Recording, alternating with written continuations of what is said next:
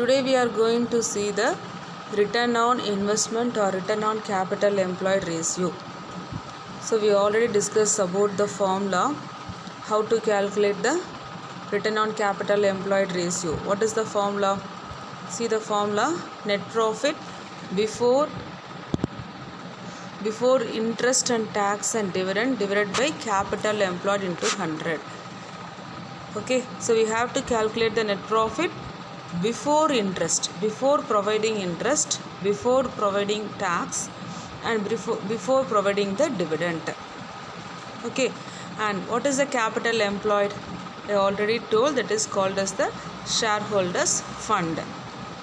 So in order to find the capital employed, there is two types of approaches: liability side approaches and asset side approaches. Okay, so be thorough with this formula. So now we are going to see the problems. So see the first problem, net profit after interest. So as per the formula, we need net profit before interest and tax. But in the sum, it is given after interest. So after providing the interest and before providing the tax, the net profit is given in the sum. That is 1,40,000. And 15% long-term debt 4 lakhs. So the long-term debt means long-term borrowings. So the long-term borrowings only, they have to pay the certain amount of rate of interest. That is 15%. That is the interest percentage on 4 lakhs. Okay. Next, shareholders fund is directly given and tax rate 50% and calculate the return on capital employed. Okay, so first you have to write the formula: profit before interest and tax divided by capital employed into 100. First you are going to find out the profit before interest and tax. So this 1,40,000 is the amount after interest, but we need before interest, but the tax is right, so no need to make any calculations on the tax. Okay, so we have to consider only the interest because we need the profit before interest. So how to calculate the amount of interest? That is, see here, in 4 lakhs, that is 15% is the rate of interest on 4 lakhs. So in 4 lakhs, we have to find 15 by 100, that is 60,000. It is called as the interest. Okay, we need this 60,000 is subtracted, and after subtracting the 60,000 only, they calculated the net profit, but we need before interest, so only we are adding that 60,000 with the net profit. Okay, so what is mean by the next one is capital employed. Next we are going to find the capital employed. So see the formula. In order to calculate the capital employed, we have to take all the shareholders fund. Okay, shareholders fund is nothing but share capital plus reserves and surplus. Okay, and non-current liabilities is nothing but long-term borrowings plus long-term provisions. So capital employed equal to shareholders fund plus long-term debt. If you check with the formula, see here, so in order to, this is the liability side approach. So we have to consider the liability side approach. In order to find the shareholders fund, we need, if there is some of the items, that is share application money, pending allotment, non-current liability, that is long-term borrowings and long-term provisions, or the long-term non-current liabilities. So these items we have to add to find the shareholders fund. I am right. So see here, in this sum, the shareholders fund is given and the long-term debt amount is given. So in order to find the capital employed, we have to add the shareholders fund and the long-term debt. Okay, so 6,40,000 is the capital employed. So the shareholders fund is directly given, so we should not take the 2,40,000 alone for the capital employed. So that is the long-term debt also. So as per the liability side approach, we have to consider the long-term debt. Long-term debt is also called as long-term borrowings. Okay. So we calculated the capital employed and we have to apply in the formula and we have to find the result in the percentage. Okay. Next. See the next sum. Net profit. So in the sum, it is given net profit after interest and tax. So last sum before tax. So we didn't make any calculations relating to the tax. But in the sum, we need the net profit before interest and tax. I'm right. So here it is given as net profit after interest and tax. So we have to make calculations relating to the interest as well as the tax. So how to calculate the before interest and tax? So we have to find the interest amount and we have to add that amount with the net profit and we have to find the tax, and the tax amount is also to be added with the net profit. That amount is called as the net profit before interest and tax. So see the sum. 10% debentures. So debentures also one of the long-term debt. Keep in mind. Debentures also called as long-term debt. So 10% is the rate of interest.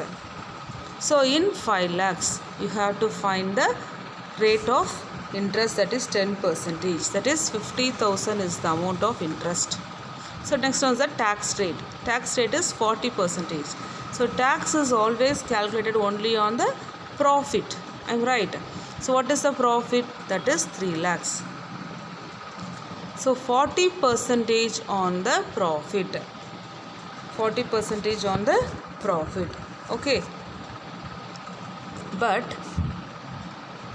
so we have to make certain calculations. Okay. So listen. 40% on net profit. So profit is 100. Profit will be 100. Tax is 40. So profit after tax. What will be the profit after tax?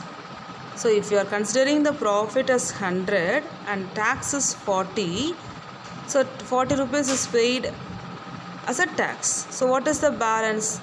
That is 60. That is profit after tax is 60. Okay. Next. And we are having the amount of 3 lakhs as a net profit after interest and tax. Okay. But we need, what is the amount we need? That is the tax amount. That is the tax amount. If you are having the tax amount, we can add to the net profit. I'm right. So in order to calculate the amount of tax, how to calculate the amount of tax? That is, if profit after tax is 60, tax is 40. And if the profit after tax is 3 lakhs, what is the amount of tax? In this way, we have to find the amount of tax. Keep in mind. Okay, ma? How to calculate? If the profit after tax is 60, tax is 40. If the profit after tax is 3 lakhs, the amount of tax is 2 lakhs. So this amount of tax is to be added to the net profit to calculate the net profit before interest and tax. So we are adding the interest, and in this sum we have to find the amount of tax. So in order to calculate the amount of tax, we have to make this calculation. After that only we can able to find the amount of tax, that is 2 lakhs. Okay. Now what is the amount of profit before interest and tax? That is 5,50,000. and capital employed is given directly, that is 40 lakhs. Okay, va? So the last sum, the capital employed amount is not given directly. So we find out the capital employed by adding the shareholders fund and long term debt. I am right. But in this sum, the capital employed is given directly. So we are applying in the formula and we find out the return on investment percentage. Okay. Next. See the next sum. Net profit after interest and tax is given. Current asset, current liabilities, non-current asset. Next, 10% long-term debt in order to find the interest and the tax percentage. These are all the information. First, you have to write the formula. Net profit before interest and tax divided by capital employed into 100. That is the formula. I am right. Next, first you have to find the net profit before interest and tax. Okay.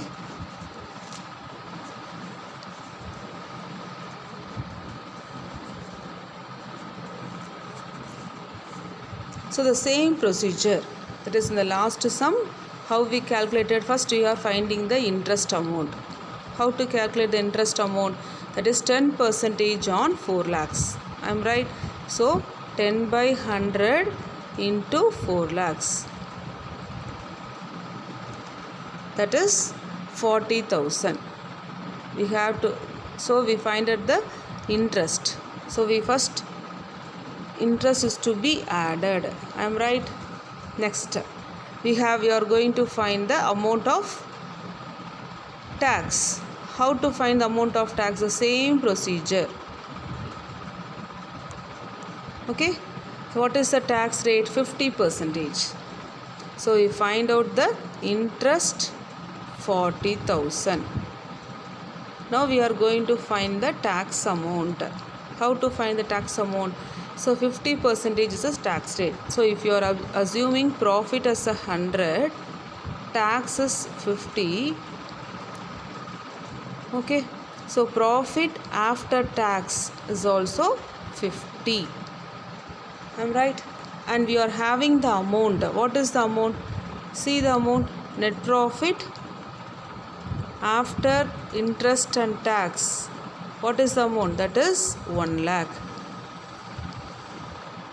So this, by using this information, we are going to find the amount of tax. So see, if profit after tax is 50, tax is 50. And if the profit after tax is 1 lakh, what is the amount of tax? So the amount of tax is 1 lakh. So we calculated the tax amount. That is, tax is 1 lakh. So this two amount we have to add with the net profit after interest and tax. So totally what is the amount? Interest 40,000, tax 1 lakh. So totally 1,40,000. Okay.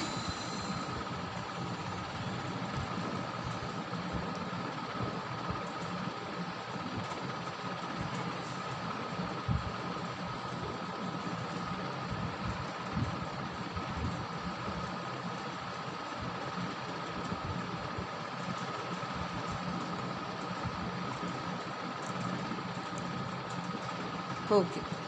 So tax is 1 lakh. So now we are going to find the net profit before interest and tax. How to calculate? What is the net profit after interest? That is 1 lakhs. And we have to, now we are going to add the interest 40,000. And next we have to add the amount of tax 1 lakh. So totally 2,40,000 is the net profit before interest and tax. Okay. Next we have to find the capital employed. I am right. Next we are going to find the capital employed. Capital employed is also called as the shareholders fund. I am right? So to calculate the capital employed, see in this sum, the current asset, current liabilities and non-current asset is given. So if you are preparing the balance sheet, see here current asset is given, fixed asset is given, no fixed asset, non-current asset and current liability. I'm right? But we need the shareholders fund. Shareholders fund is the missing figure. Shareholders fund is the missing figure. Current asset, what is the amount? 1 lakh. Non-current asset, what is the amount? That is 6 lakhs. Okay. Current liability, what is the amount? 2 lakhs.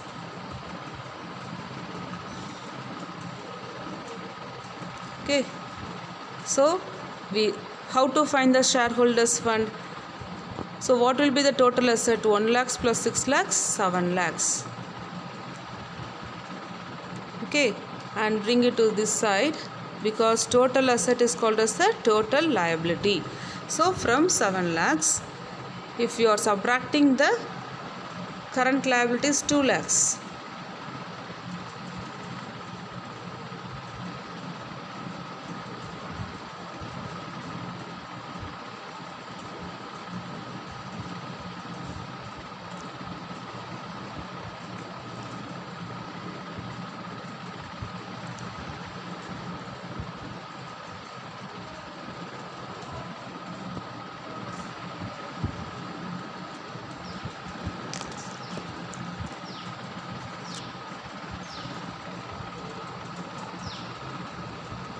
So listen. So if you check with the formula,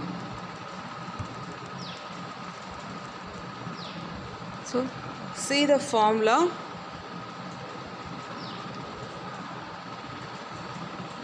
Capital employed. What is the formula? Fixed tangible asset. And we also have to add some other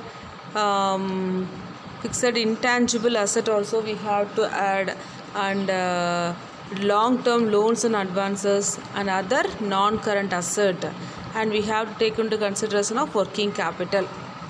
So we are going to utilize this for asset side approach. Okay, asset side approach, that is all the non-current asset, fixed tangible asset and working capital, we have to add the amount. I'm right?